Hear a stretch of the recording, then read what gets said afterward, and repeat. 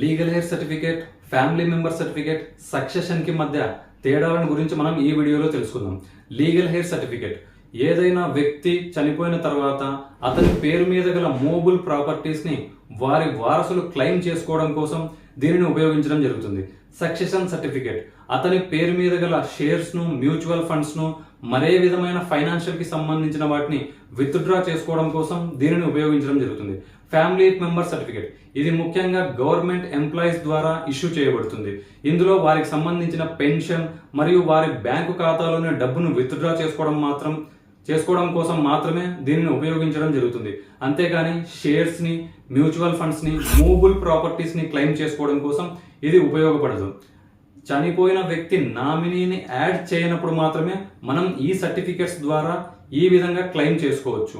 నామినీని add చేసినట్లయితే పైన చెప్పినటువంటి సర్టిఫికేట్స్ తో పెద్దగా అవసరం ఉండకపోవచ్చు. వీడియో ఇన్ఫర్మేటివ్ గా అనిపిస్తే లైక్ చేయండి, షేర్ చేయండి. Thank you for watching this video.